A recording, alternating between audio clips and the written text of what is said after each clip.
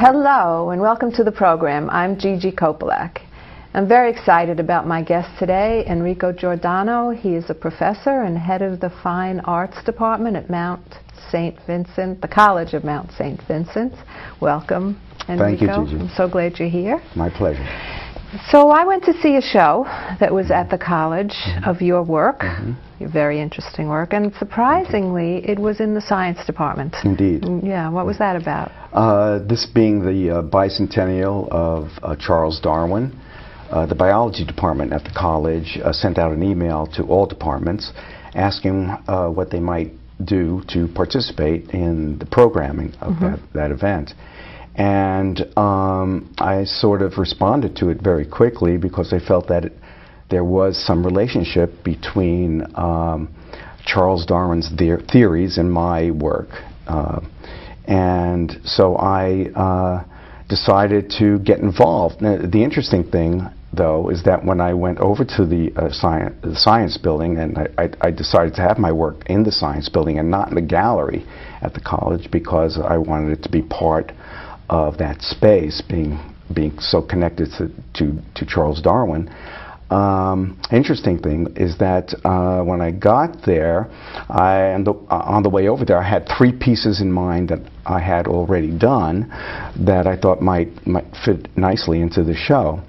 But when I got there, I decided that wouldn't work because the space itself would overwhelm the work I was considering. Interesting. Yeah. So you changed your whole thought in the beginning? Yes. I thought I would do a few more pieces, but as it turned out, I did about close to 100.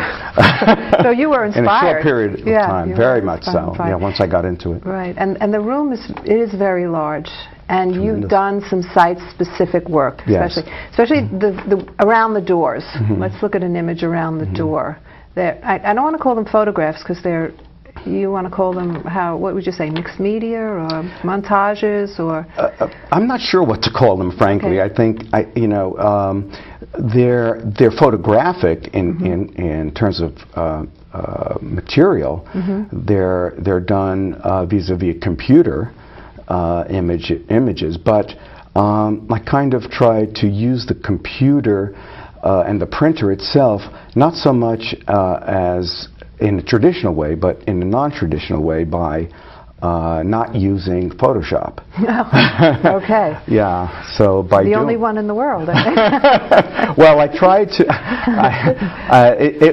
Each image took a long time to make. Yeah. Tremendous amount of work. Labor of love. Labor of love. Labor of love. Yeah, let's look at mother and child, for instance. Yeah. You know, those are amazing. You have images of animals, but then you could see sort of transparently images of people and a child and well mother the concept of mother and child is a traditional genre for art throughout its history, as you know, and so I thought it would be an interesting play on that, as well as linking it to Darwinian evolution.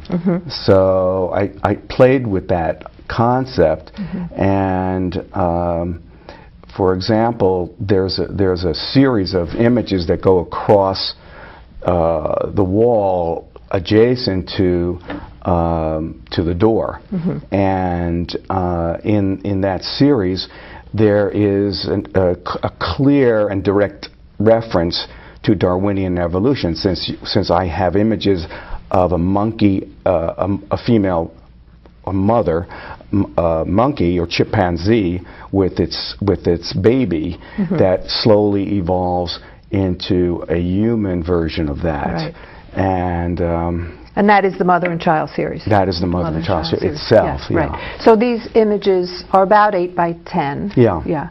And they surround the door.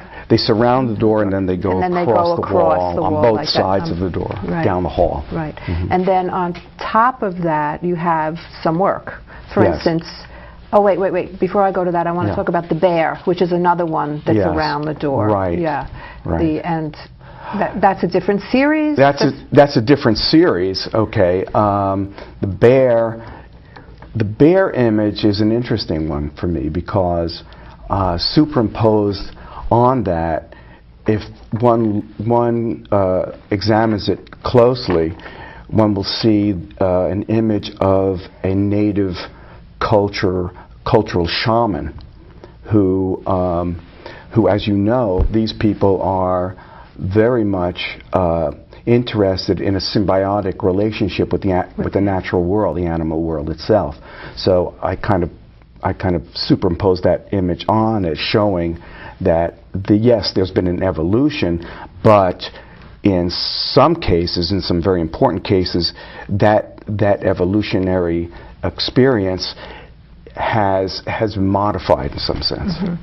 I think it's fascinating. Your mind must have just been going and going and it was going great. to come up, because each, I would say, maybe 5 or 6 images are one series, and then it changes to another series, and then another series. And yeah, there must be at least 10 series there. So exciting, very exciting. Yeah. And then above it, again, when we go back to that, you have, for instance, you call it the reclining nude, but I don't think that does it justice. Actually, it's to the side of that. Right. Because it's a huge right, piece. but it's above these. I'm sorry. You're right. It's above that series. Yes, right. and adjacent to that door. Exactly. On the wall. Yeah, that's a fascinating piece for me. It is. It's very. I think it was a cathartic piece for me in many ways, because it attempts to relate very personal experience of mine with the objectivity of the Darwinian theory. Okay. So, well, because we were all from the evolution, and yes. we're all evolving. Yeah. Is that it?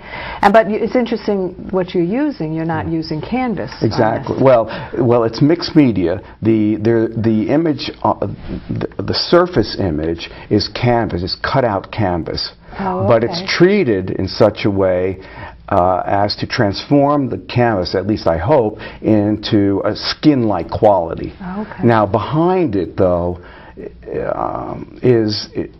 I use very non-traditional material, and I've been working with this now for a little while.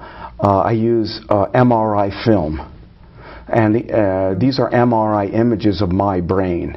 Okay. And for me, it was an attempt to turn something negative into something positive, because I have multiple sclerosis, and consequently I'm at the radiology department very often getting these MRIs done. So one day it occurred to me to look at some of these, and I had a whole stack of them, and I had some discs, just said to myself, I must be able to do something with all this stuff. No, so that's pretty amazing. So you've made it into an art, which the texture is amazing on the MRIs. Thank you. Yeah, Thank you. I love the reflective quality. The reflective quality. Yeah. And you really have to look twice what's going on. So you have this sort of detail in each little grid. Yeah. And then the image of you. Yeah. I guess that's you. Yes. Would you say that's you? Yeah, well, the reclining figure. Yeah.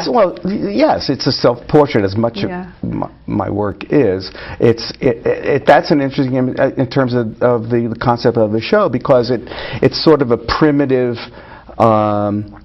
outline of a human form, and then inside of it you have an animal-like image as well. Oh, okay. So it's the reverse of that bear piece, actually. Okay.